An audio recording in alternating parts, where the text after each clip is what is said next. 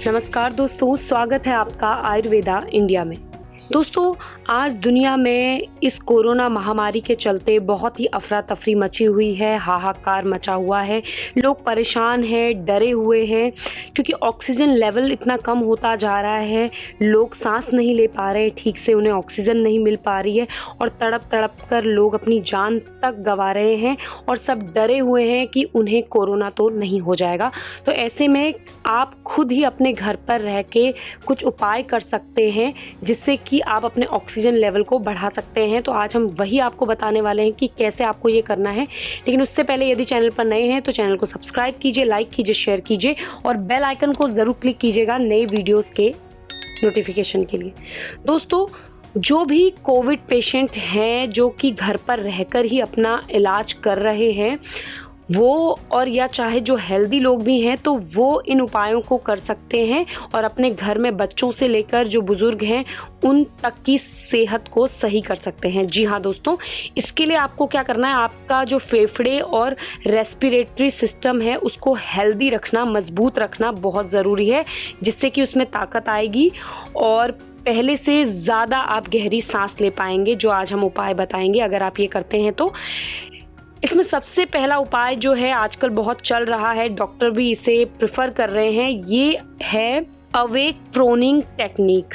यानी कि पेट के बल लेटकर कैसे ऑक्सीजन लेवल को बढ़ाया जा सकता है, ये इस तरह की एक टेक्निक है। तो दोस्तों, इसके लिए आपको सबसे पहले क्या करना है, आप बेड पे सोते हैं या ज़मीन पे, जहाँ पे भी सोते हैं तो आप बिछा लीजिए। ज़मीन पे सोते हैं तो बेड पे आपको क्या करना है, 3 तकिया आपको चाहिए। एक तकिया आप सर जहाँ पे रखते हैं, अपने हेड का पोर्शन जहाँ रखते हैं वहाँ पे रख लीजिए और एक तकिया आपको जहाँ पे अपना पेट रखते हैं वहाँ पे रख लीजिए और तीसरी तकिया आपको अपने पैरों की तरफ रखनी है।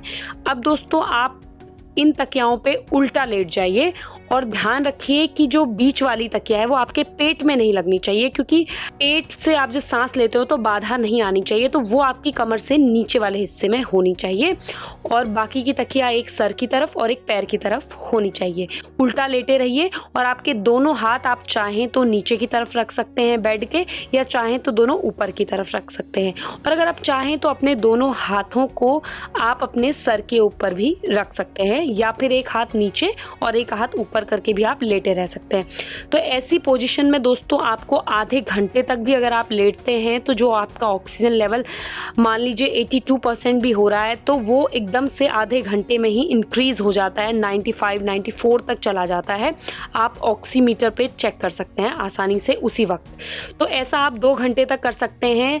लेकिन यदि आपको लेटने में दिक्कत हो रही है ज़्यादा समय तक, तो आप आधे घंटे के गैप में भी ये प्रोसेस, ये टेक्निक आसानी से कर सकते हैं।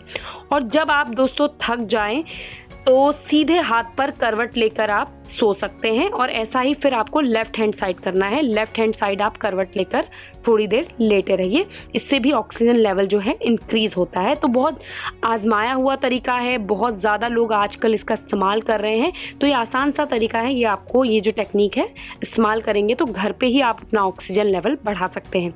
वहीं नेक्स्ट आपको क्या करना है, बेड या दीवार पे आप तकिया लगा लीजिए, कंफर्टेबली अपनी कमर उस पर टिका लीजिए, आप अपने पैर नीचे की तरफ सीधे कर दीजिए बिस्तर पे। लेकिन दोस्तों, आपको बहुत ज़्यादा एग्जैक्ट सीधा भी नहीं बैठना है और बहुत ज़्यादा रिलैक्स होके भी नहीं, मतलब एक ऐसी पोजीशन में आपको बैठना है जो ठीक हो पोजीशन, जिसमें आप बिल्कुल स्ट्रेट ना हो, कंफर्टेबल हो। ऐसी सिचुएशन में आपको कमर के पीछे अपने तकिया लगा के बेड में या दीवार पे तकिया लगा के बैठ जाना है आधे घंटे के लिए या कुछ देर के लिए आप बैठिए। तो दोस्तों, डॉक्टर्स भी आजकल शेयर कर रहे हैं ये टेक्निक, क्योंकि ऐसी क्रिटिकल सिचुएशन है जिसमें ये टेक्निक्स बहुत ज़्यादा काम आ रही है, क्योंकि ये टेक्निक्स आजमाई हुई है तो इसका कोई भी इफ़ेक्ट गलत आप पे नहीं पड़ने वाला है। लेकिन फिर भी यदि दोस्तों कोई क्रिटिकल कंडीशन कुछ ज़्यादा हो जाती है तो आपको डॉक्टर के पास जाना ही चाहिए, उनसे सलाह लेनी चाहिए। और अगला हम बात करेंगे प्राणायाम की। जी हाँ दोस्तों, प्राणायाम से सभी वाकिफ़ हैं। प्राणायाम बहुत समय से लोग करते आए हैं, योग का एक बहुत बड़ा हिस्सा है प्राणायाम। तो प्राणायाम आपको रोज़ाना सुबह आप योग और प्राणायाम को अगर अपनी दिनचर्या में लाते हैं तो कोरोना जैसी डिजीज़ को आप आसानी से हरा सकते हैं। आधे घंटे आपको प्राणायाम करना है दोस्तों। प्राणायाम में जैसे कि आप जानते हैं कई तरीके के प्राणायाम होते हैं, जैसे कि भस्त्रिका प्राणायाम, इसमें आप गहरी सांस खींचते हैं स्पीड से और उसी स्पीड से उसे बाहर छोड़ देते हैं। धीरे धीरे आराम से अगर यदि आप करते रहते हैं, इवन कोरोना पेशेंट भी ये करें तो 10 से 15 बार रोजाना यदि आप ऐसे करते हैं तो आपके फेफड़ों की कैपेसिटी बढ़ जाती है, लंग्स की, और लंग्स मजबूत होने लगते हैं। तो ये प्राणायाम, भस्त्रिका प्राणायाम, बहुत ही बेस्ट ऑप्शन है। अगला अनुलोम विलोम। अनुलोम विलोम से भी आप वाकिफ हैं। अनुलोम विलोम एक ऐसी प्रोसेस है जिसमें आप एक साइड नाक बंद कर लेते हैं और एक साइड की नाक से आप सांस लेते हैं और फिर जो नाक आपने एक साइड से बंद की है उससे आप वायु को बाहर छोड़ते हैं और फिर उसी से अंदर लेते हैं और अगली जो आपने नाक बंद की है उससे बाहर निकालते हैं। तो अनुलोम विलोम आप सब बेहतरीन तरीके से जानते हैं। भस्त्रिका प्राणायाम, अनुलोम विलोम आपको ज़रूर करना है दोस्तों। ये आपके लंग्स के लिए, यहाँ तक कि आपकी नसों नाड़ियों के लिए भी बहुत ही इफ़ेक्टिव होता है और आपकी जो भी परेशानी है, ऑक्सीजन लेवल कम हो रहा है, वो सब दूर होने लगती है। अगला हम जो उपाय बता रहे हैं बहुत ही आसान सा है, स्टीमिंग। जी हाँ दोस्तों, अगर आपके पास स्टीमर है जिससे भाप ले सकते हैं तो आप रोज़ाना उससे भाप लीजिए, बहुत इफेक्टिव है, डॉक्टर भी रिकमेंड करते हैं, वो ले सकते हैं।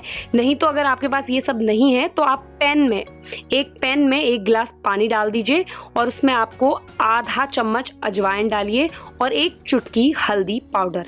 अब इसे खूब गर्म कीजिए जब तक इसमें से भाप ना निकले और फिर इसे उतार लीजिए।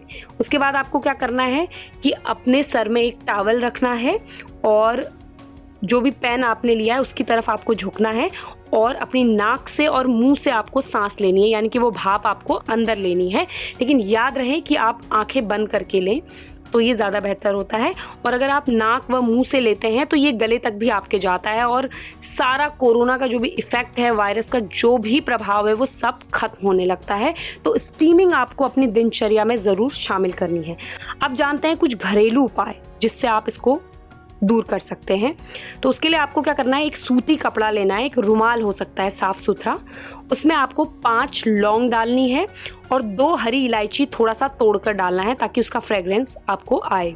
अब आपको क्या करना है, एक अजवाइन 1 चम्मच उसमें ऐड करना है और देसी कपूर आपको लेना है। दोस्तों देसी कपूर ही लें क्योंकि उसमें केमिकल्स नहीं होते हैं, कम होते हैं, तो देसी कपूर आपको लेना है।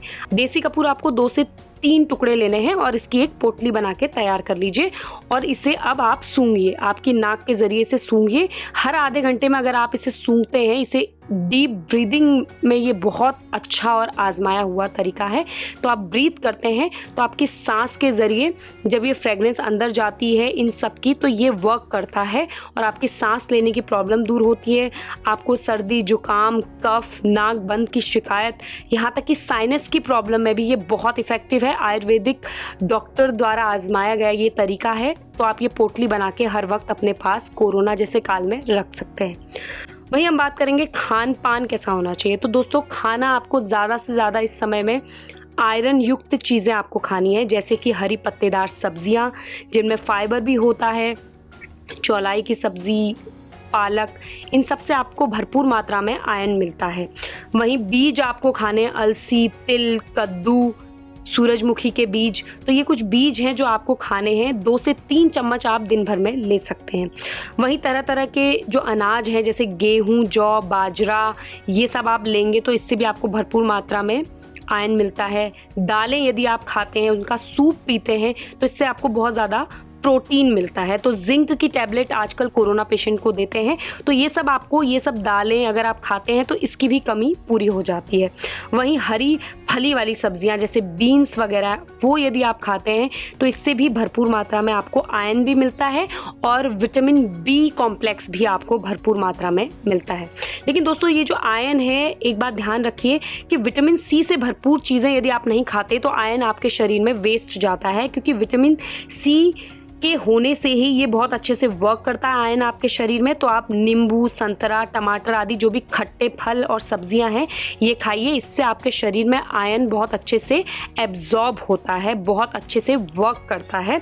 और ख़ास जो ध्यान रखना है आपको, पानी दोस्तों। जी हाँ, तो पानी आपको ज़रूर पीना है क्योंकि ऑक्सीजन की जब भी कमी होती है तो आपको पानी बहुत ज़रूरी होता है। जो लोग हाइट पे जाते हैं या माउंटेन क्लाइंबिंग करते हैं दोस्तों आपने देखा होगा वो पानी बहुत ज़्यादा पीते हैं। तो ऐसे में पानी ही है जो आपके ऑक्सीजन लेवल को कंट्रोल रखता है, बढ़ाता है।